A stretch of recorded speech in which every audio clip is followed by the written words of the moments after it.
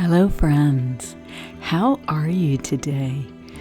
Well, today I've got such an interesting theory for you that I want to run by you guys. I think that I'm onto something here.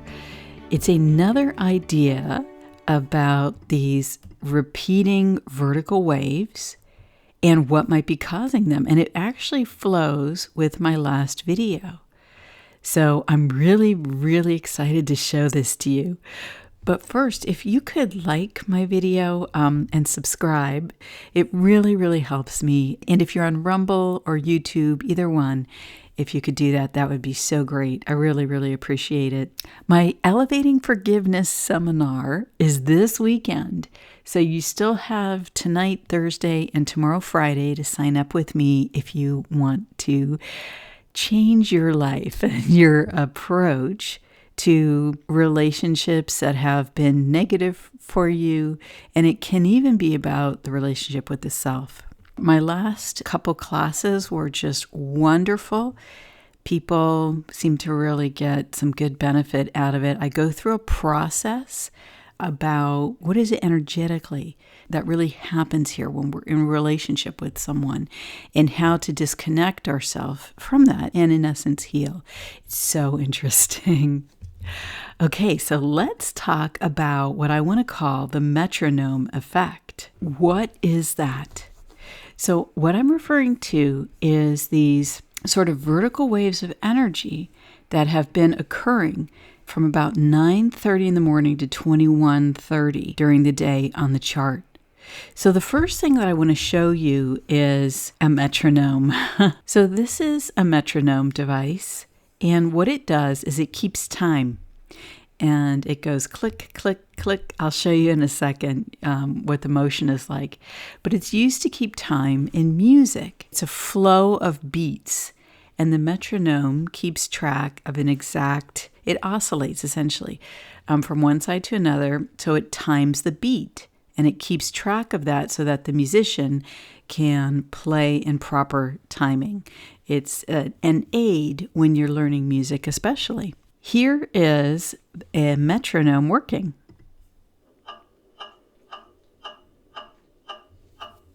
I had to slow this down a bit because it's on Allegro, so the musicians here might realize that it's not actually Allegro, because otherwise it was just like click, click, click, click, click, click. So this is a metronome, and the fascinating thing is that when you put several metronomes together, what will happen is they will start to sync. And even if you start them at different times or you fiddle with them so that they aren't in sync, after a certain amount of clicking back and forth, of oscillating back and forth, they will suddenly all start to move together. So what I'm going to do is I'm going to link a video below by Veritasium, I think it is, which is so cool. And in that video, they talk about this effect and they actually show all the metronomes coming together. So if you'd like further explanation, you can go to that video and check it out. So let's go and take a look at what might be going on. What I was thinking about is what could cause even spacing of waves and what could cause so much energy in the Schumann. And then I was thinking back to earlier this year, a few months ago, when we had an extraordinary number of X-class and M-class flares. So we had 4 X-class flares in March and April.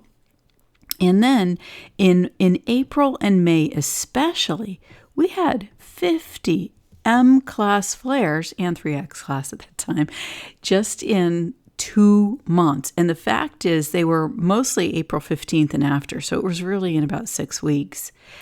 Now, what I don't know is what percentage of these flares were Earth facing, but their energy emits right into the solar system. So unless it was at the exact opposite side of the sun, there would have been likely some waves that affected Earth's magnetic field. And I want to just quickly show you that on my beginner playlist video. Okay, so this is the first video in my beginner playlist. Schumann resonance, what the heck is it?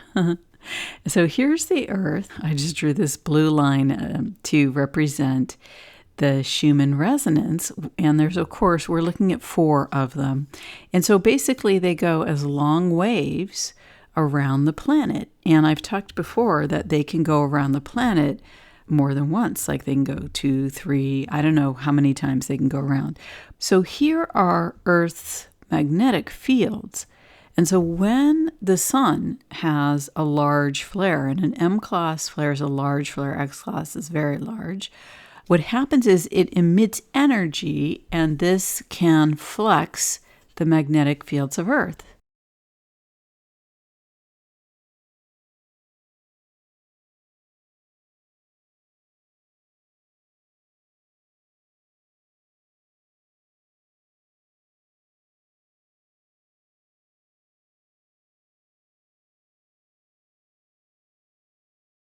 Look at that.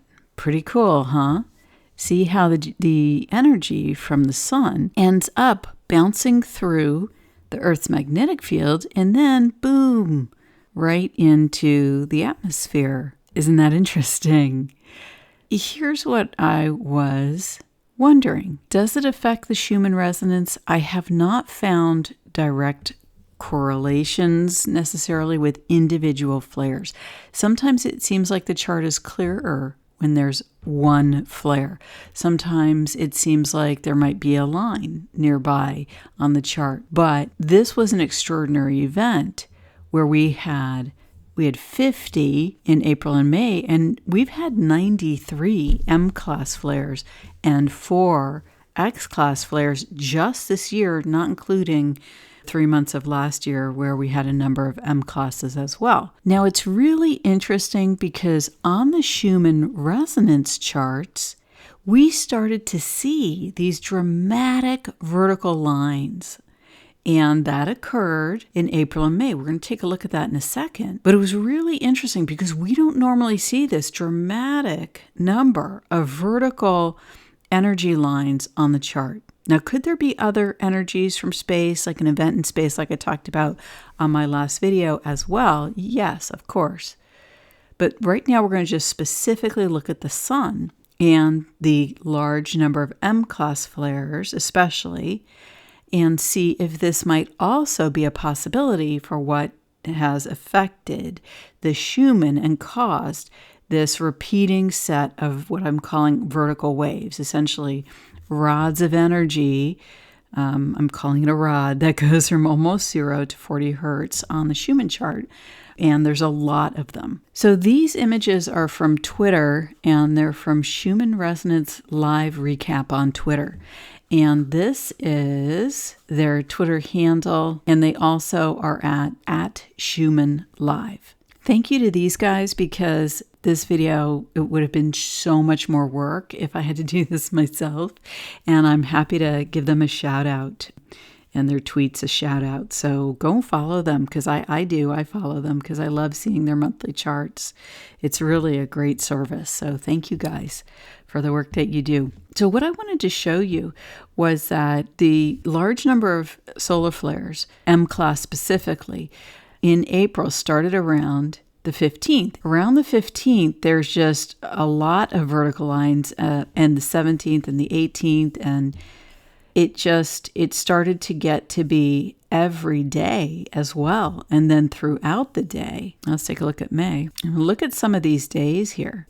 So that's a lot of vertical lines on the chart. All right. One wonders with all of the M-class flares, that's one of the things that was going on. So we can wonder, hey, is this one of the things that was causing all of these vertical lines? So the next thing that I want to show you is the recent history. So I did do August, and what I wanted to show you was there was an event here that seemed to make a difference in the timing of things. And that was right here. And this was on July 31st. It's interesting because I've gone and looked at a lot of this information now. And there have been clumps of data on the chart, but it's really been starting around 13 prior to August, sometimes 10. Here's one where it's at 1300 hours earlier in July. And prior to that, There were actually a lot of clumps of energy at 1300 hours and then other random hours. But then what happened was this interesting shape appeared on the chart on July 31st. And it's interesting because at that time, it seemed like a stop in the chart. The energy was very interesting and dramatic, and then it just stopped right here. And it had the feeling to me of what I like to call, and other people like to call, like a timeline shift or a change in our reality. It just seems like something just stops. With this strange energy came this shape as well. This shape is much different than the other waves that we have been seeing on the chart this spring. It's a wave with a circular top. And I wrote about this, actually, it was about a year ago that I did some videos on this because this shape was showing up at that time, but it has been much less common in 2022. And then after this weird bump, if you will, in the chart, suddenly all of the energies came together and started to display at about 10. So after the 31st, that's when these energies suddenly clicked in and started right on the dot, 9:30, 9:30, 9:30. There was a repeat of that shape. Coincidentally, it looks like the technological event leveled off at that point and started to fade away. Isn't that interesting? And then by the next day, the end of the day on the 6th, it looks like it was gone. That was on the 5th that we had that shape again. And at the same time, you did have the energies flow in that vertical fashion on the chart. Isn't this just, it's so interesting to me. And so if you watch the metronome video where they all come together, it's like there's a moment, and what I would compare it to with human beings is like when the whole crowd goes like that, when you see the metronomes moving in all different patterns, and then suddenly there's like and boom, poof, poof, poof, then they're all together. And it's like, that's what happened on the chart. And so this is what I'm wondering. I'm wondering if the energy of the solar flares, the 93 solar flares, got into the Earth's atmosphere and have been circling around. And now, of course, it depends upon the amplitude. So I'm not correlating amplitude with this right now. And energy can be at a very low amplitude, right? And still be present. But then maybe, I don't know. Like maybe when another flare comes in, it activates it again. You know, how does the plethora of flares, one after the other, how do they interact with each other in the atmosphere? And then perhaps all of these flares, which had seemed to be producing vertical lines, what if they all synced together? Because they were all over the chart throughout the days. And what if they're now synced? And then for some period of time, while the energy is in the atmosphere of the planet, affecting the Schumann at 0 to 40 hertz, bing. What if, someone just randomly texted me when I said that. That's pretty cool. What if that energy has been circulating in the cavity, quote unquote? NASA calls it the cavity, but I hate that word because it's like this is where we live. This is our home. It's not a cavity. But the space of the atmosphere from the surface of the planet to the top of the planet.